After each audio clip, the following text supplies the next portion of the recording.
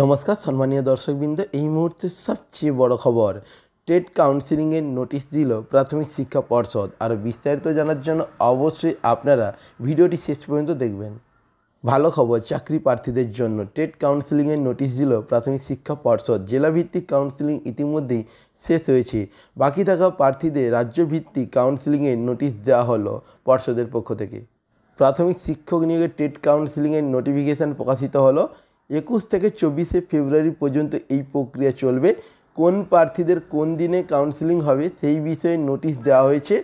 আপনারা যদি এই নোটিশটি দেখতে চান তাহলে পর্ষদের অফিসিয়াল ওয়েবসাইটে ভিজিট করবেন, সেখান থেকে নোটিশটি দেখতে পারবেন এবং কোন প্রার্থীদের সেই প্রার্থীদের কিন্তু একটি তালিকাও তৈরি হয়েছে, সেই তালিকাটা আপনারা অবশ্যই দেখে নেবেন। তারাই কিন্তু এখানে কাউন্সেলিংয়ের জন্য অ্যাটেন্ড করতে পারবেন। প্রসঙ্গত উল্লেখ্য, প্রাথমিকের অধিকাংশই শিক্ষক পদে কাজে যোগ দিয়েছেন।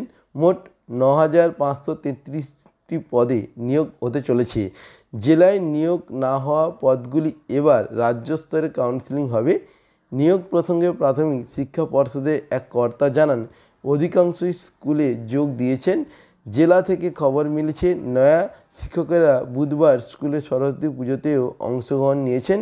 এবার নিয়োগ পেতে তারা খুবই খুশি। অর্থাৎ যারা নতুন শিক্ষক হিসাবে নিয়োগ হবেন তারা ইতিমধ্যেই স্কুলে যাতায়াত শুরু করে দিয়েছেন, সরস্বতী পুজোতেও অংশগ্রহণ করেছেন এবং তারা খুব শীঘ্রই স্কুলের শিক্ষক হিসাবেই জয়েন করবেন।